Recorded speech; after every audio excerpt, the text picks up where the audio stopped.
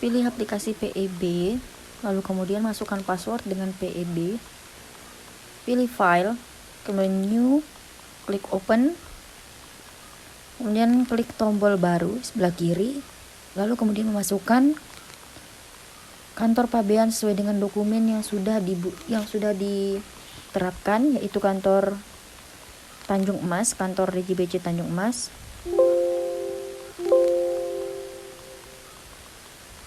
Lalu kemudian klik OK.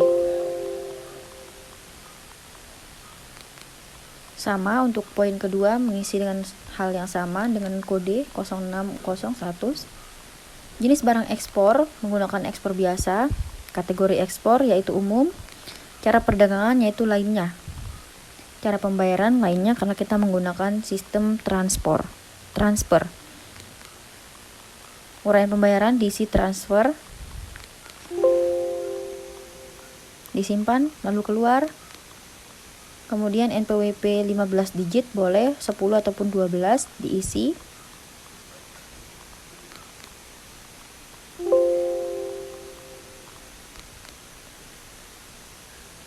Cara pengangkutan memilih laut, nama sarana pengangkut, klik tambah nama sarana pengangkut sesuai dengan dokumen yang sudah diterapkan. Lalu kemudian mengisi nama sarana pengangkut sesuai dengan dokumen apa yang digunakan.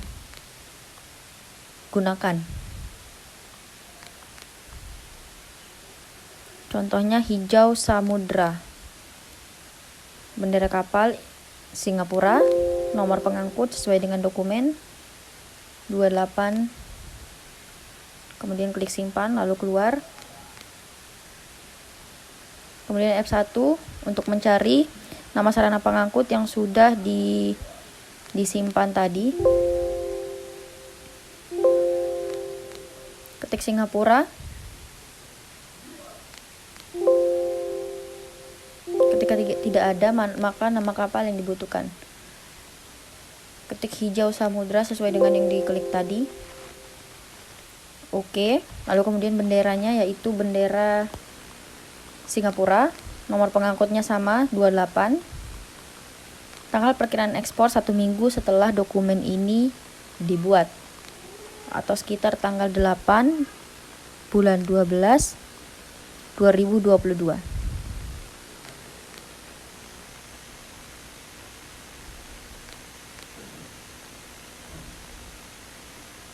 Untuk data pelabuhan atau tempat muat ekspor, beralih ke nama penerima sesuai dengan dokumen diisi.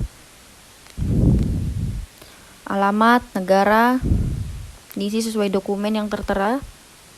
Contohnya di sini nama penerima yaitu Kodi Paru, investment.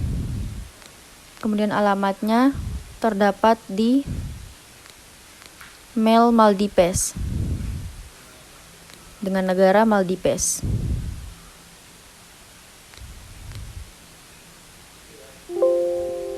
Atau dengan kode MV. Pembeli atau notify partinya sama dengan penerima sesuai dengan dokumen. Untuk pelabuhan tujuan atau pelabuhan tempat muat ekspor, pelabuhan asalnya itu Tanjung Emas karena ini ekspor. Kemudian tempat pelabuhan muat bisa di gedung tempat ekspor ataupun juga di pelabuhan itu sendiri. Untuk pelabuhan bongkar atau port tujuannya sesuai dengan dokumen yaitu di Maldives atau Mile.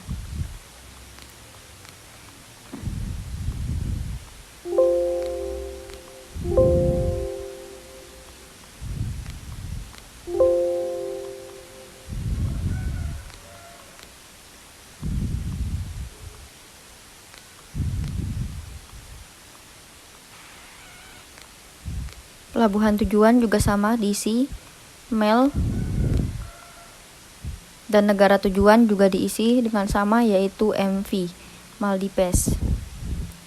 Untuk dokumen pelengkap, klik F6, tambah dokumen, packing list, invoice juga boleh.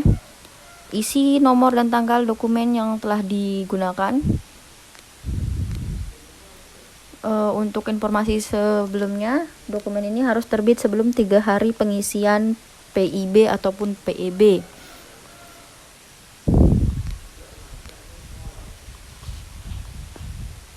Disimpan. Jika nomor packing list sama invoice sama, maka harus ditekan yes. Tempat pemuatan diisi. Tempat pemuatan ini berisi tentang daftar data tempat pemeriksaan nanti. Nah, kemudian diisikan dengan tanggal kapan pemeriksaan itu terjadi. Bisa jadi pemeriksaan itu terjadi pas di hari H barang itu akan diangkut, ataupun 1 hari sebelum barang itu diangkut. Kemudian cara penyerahan barangnya sesuai dengan dokumen menggunakan free on board. Lalu kemudian data transaksi ekspor menggunakan bank DHE, mencantumkan BRI atau bank lainnya sesuai dengan dokumen yang setelah disepakati. Kemudian valutanya diisi dengan US dollar.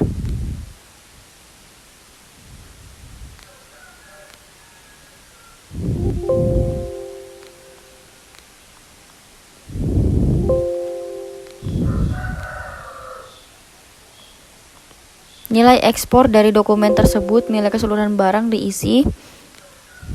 Lalu kemudian nilai maklon atau nilai kurs pada hari itu sebesar 15.000. Kemudian data disimpan.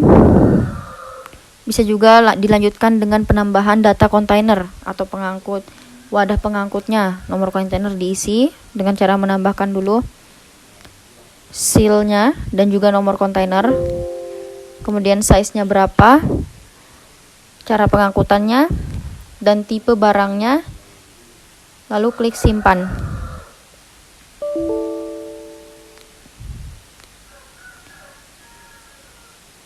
Kemudian data kemasan sesuai dengan invoice ataupun packing list.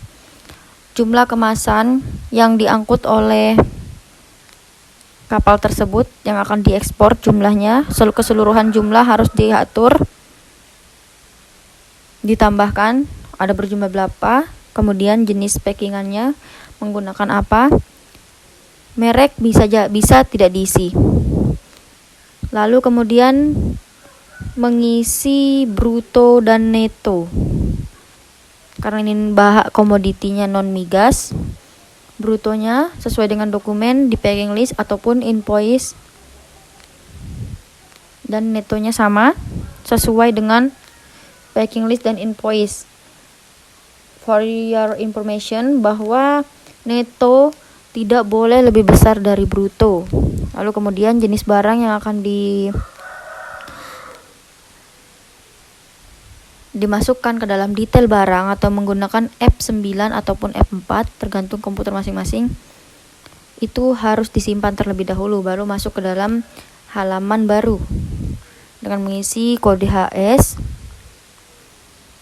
uraian barangnya tersendiri,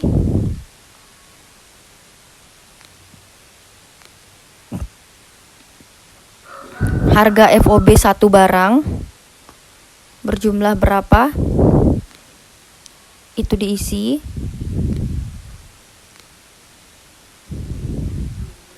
Kemudian jumlah satuan juga diisi. Untuk diketahui bahwa harga FOB di sini yaitu jumlah FOB per unit barang.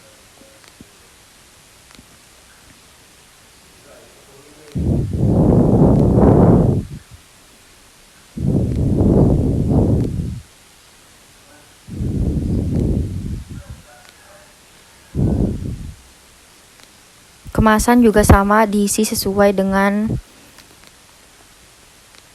packing list. Jumlah kemasan ada berapa,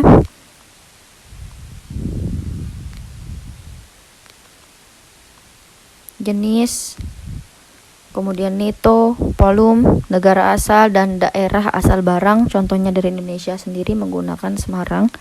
atau kode 3322.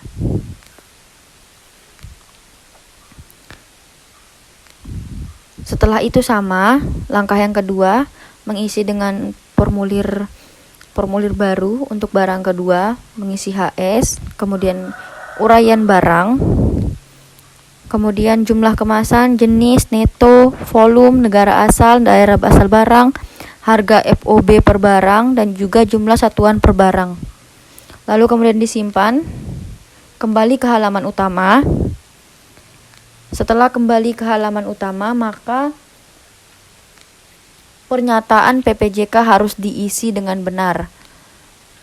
Ketika disimpan, maka seluruh kekurangan yang harus dilengkapi akan tercantum di halaman setelah mengklik icon simpan. Lalu, setelah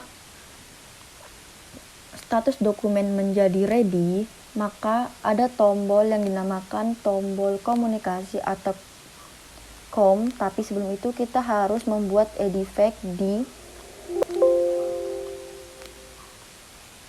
icon yang berupa amplop dan kotak masuk. Itu harus dibuat edifect. Setelah membuat edifect-nya diproses, lalu kemudian dikomunikasikan sampai status berubah menjadi queue.